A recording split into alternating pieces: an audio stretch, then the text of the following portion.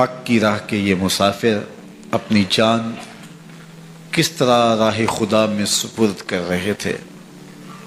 اہل کوفہ سہمے ہوئے ڈرے ہوئے ابن زیاد کے دربار میں بیٹھے تھے، اور امام حسین رضی اللہ تعالی عنہ کے قتل کا، ان کی شہادت کا انہیں دکھ تو تھا، لیکن ان کے اندر ہمت، طاقت اور توانائی نہیں تھی۔ ان کی تلواریں یزید کے ساتھ رہیں اور دل امام حسین رضی اللہ تعالی عنہ کے ساتھ رکھنے کی بات کرتے تھے۔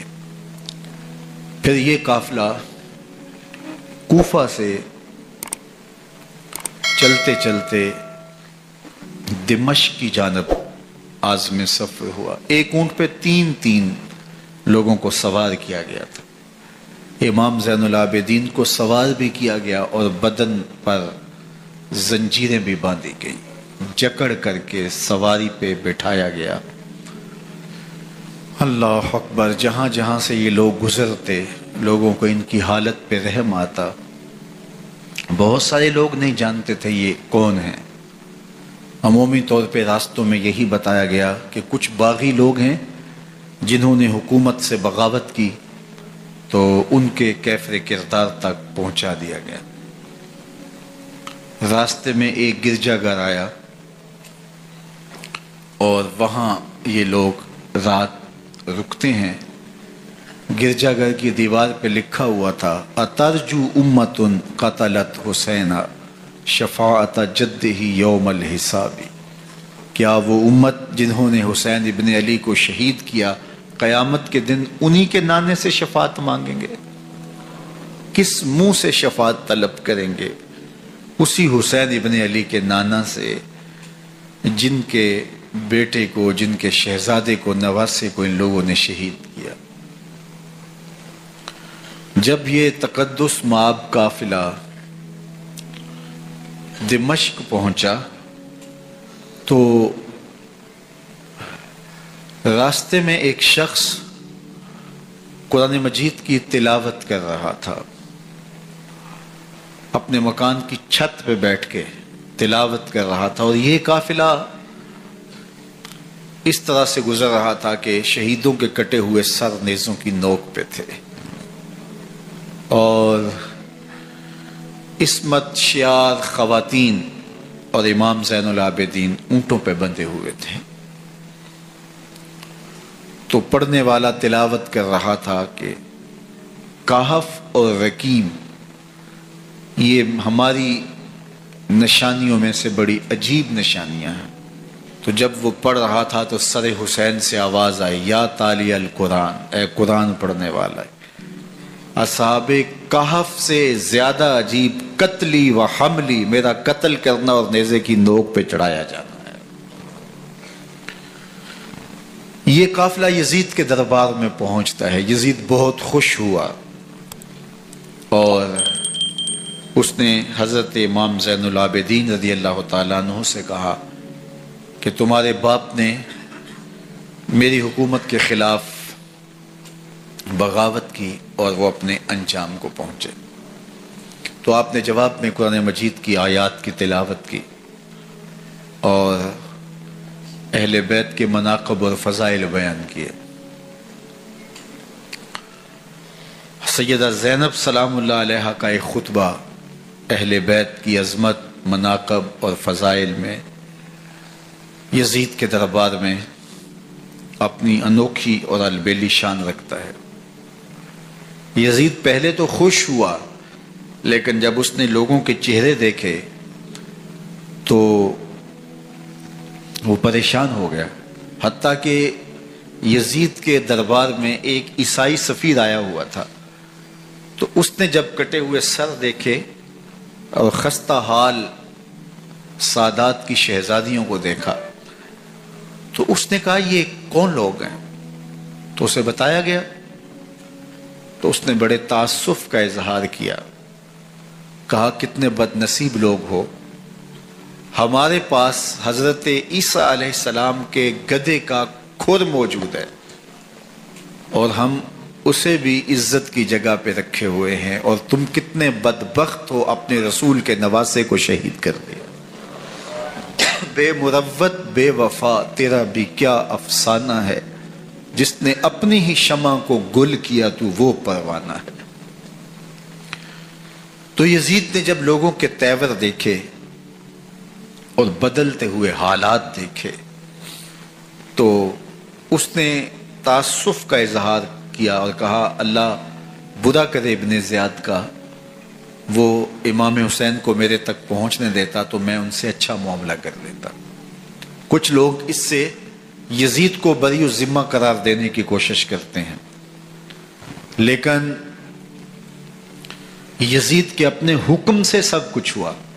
ابن اسیر نے لکھا ہے کہ جب یزید مرا تو ابن زیاد دمشق آ رہا تھا، اس کے ساتھ مسافر بن شریح بھی تھا، تو اچانک وہ کچھ سوچنے لگا۔ تو مسافر بن شریح نے کہا کہ ابن زیاد میں تمہیں بتاؤں تم کیا سوچ رہے ہو؟ کہا بتاؤ۔ کہا تم یہ سوچ رہے ہو کہ میں نے نواسہ رسول کو شہید کیوں کیا؟ تو کہنے لگا کہ یہ مجھے یزید کا حکم تھا، اور اگر میں نواسہ رسول کو شہید نہ کرتا تو وہ مجھے قتل کر دیتا۔ اور جب مسلم بن عقبہ کو مدینہ المنورہ کی حرمت کو پامال کرنے کے لیے اور حضرت عبداللہ ابن زبیر رضی اللہ تعالیٰ عنہ کی خلافت کے اعلان کے بعد مکہ المکرمہ پر حملے کے لیے جو یزید نے بھیجا، تو اس سے قبل اس نے ابن زیاد کو کہا کہ یہ کام تم کرو۔ تو ابن زیاد نے جو جواب دیا وہ یہ تھا کہ میں تمہارے کہنے پہ پہلے ہی نواسہ رسول کو شہید کر چکا ہوں، اب نواسہ رسول کو شہید کرنا اور کعبۃ اللہ کی حرمت کو پامال کرنا، یہ دو چیزیں میں جمع نہیں کروں گا، اور اس نے بادشاہ کے حکم کا انکار کر دیا۔ تو یزید نے امام حسین رضی اللہ تعالیٰ عنہ کی شہادت کا حکم دیا تھا ابن زیاد کو، اور یہ دو گواہیاں میں نے ابن زیاد سے آپ کے سامنے رکھی۔ باقی اس کا یہ سیاسی پینترا کہ وہ تعصف کا اظہار کرے، تو قاتل کی پشیمانی مقتول کی اہمیت تو بڑھا سکتی ہے، لیکن قاتل کے دامن سے قتل کا داغ نہیں دھو سکتی۔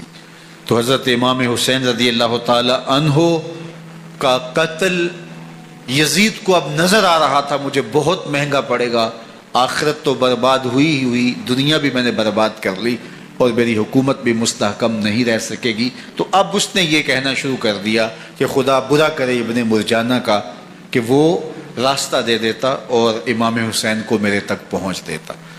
حضرت امام زین العابدین سے اب وہ لجاجت کرنے لگا اور کہنے لگا کہ حضرت آپ کچھ ارشاد فرمائیے۔ تو آپ نے تین چیزیں ارشاد کی۔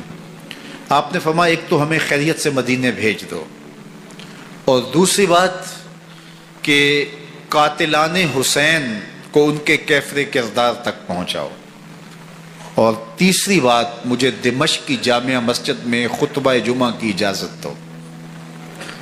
اس نے کہا کہ خطبہ جمعہ کی اجازت بھی دیتا ہوں، آپ کو خیریت سے مدینہ المنورہ بھی روانہ کر دیا جائے گا، لیکن قاتلان حسین کو کیفر کردار تک پہنچانا یہ میرے بس میں نہیں ہے، یہ ممکن نہیں ہے۔ اب مجھے بتائیے حاکم وقت ہو اور اتنا بڑا سانحہ اور واقعہ ہو گیا ہو تو وہ وہیں کھڑے کھڑے معذرت کر لے کہ یہ اس بات کو رہنے دو، تو اس کا مطلب سمجھنے میں کسی بھی باشعور شخص کو دیر نہیں لگتی۔ اسے چاہیے تھا کہ وہ کہتا کہ میں اس کی تحقیق کروا کے جو بھی مجرم ہے وہ کیفر کردار تک پہنچے گا، اور آپ نہ بھی کہتے تو یہ میں کرتا چونکہ میں حاکم وقت ہوں، لیکن اس نے فوراً کہا کہ یہ ممکن نہیں ہے۔ تو اس کا مطلب کیا کہ مجرم میں خود ہوں، تو میں اس سے جو ہے وہ بچنا چاہتا ہوں۔ تو اس نے حضرت امام زین العابدین کو کہا دو شرطیں تو قبول ہیں، لیکن یہ تیسری شرط قبول نہیں ہے اور یہ ممکن نہیں ہے۔ تو یہ واضح اس بات کا اشارہ ہے کہ یزید کے حکم سے، اس کی منشا سے اور اس کے کہنے سے حضرت امام کو شہید کیا گیا، اور اس نے حضرت امام حسین رضی اللہ تعالی عنہ کے مبارک لبوں پر چھڑیاں بھی ماری اور آپ کے دانتوں پر ضربیں لگائیں چھڑیوں کی۔ وہ تو ایک صحابی وہاں موجود تھے جو کھڑے ہو گئے، انہوں نے کہا ارفع ھذا القدیب عن ھاتین الشفتین، ان ہونٹوں سے چھڑی ہٹا لے، میں نے ان آنکھوں سے رسول اللہ کو یہ ہونٹ چومتے ہوئے دیکھا ہے۔ جس طرح ابن زیاد کے دربار میں ہوا تو یہاں بھی ہوا۔ اللہ اکبر۔ تو یزید اپنے تئیں خوش تھا، لیکن لوگوں کے احتجاج کی سکت نہیں لا سکتا تھا کہ نواسہ رسول کو شہید کر دیا گیا، تو وہ یوں اپنی بات کو چھپانا چاہتا تھا اور بات ابن مرجانہ ابن زیاد پہ ڈالنا چاہتا۔ لیکن ابن زیاد کہتا ہے کہ اگر یزید کے کہنے پہ میں امام حسین کو قتل نہ کرتا تو میں قتل کر دیا جاتا، اور میں غزوہ کعبہ اور قتل امام حسین دونوں کو جمع نہیں کر سکتا، لہٰذا اب میں یزید کا یہ حکم نہیں مانوں گا، اس نے پہلے مجھ سے بہت بڑی زیادتی کروائی ہے۔ یہ تاریخ کی معتبر کتابوں کے اندر موجود ہے۔ اب یزید نے کہا دو باتیں مان لیتا ہوں، آپ کو مدینہ المنورہ بھی رخصت کر دیتے ہیں، اور دوسرا آپ کو مسجد دمشق میں خطبہ کی اجازت بھی دیتے ہیں۔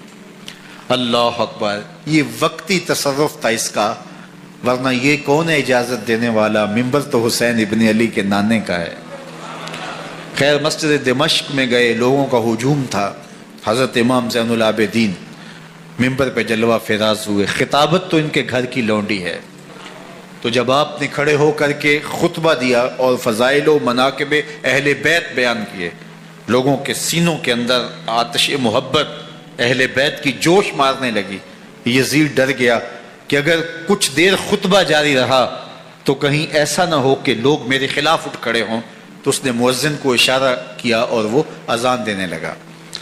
تو اس نے کہا اللہ اکبر اللہ اکبر، تو حضرت امام زین العابدین نے کہا اس میں کوئی شک نہیں کہ اللہ سب سے بڑا ہے۔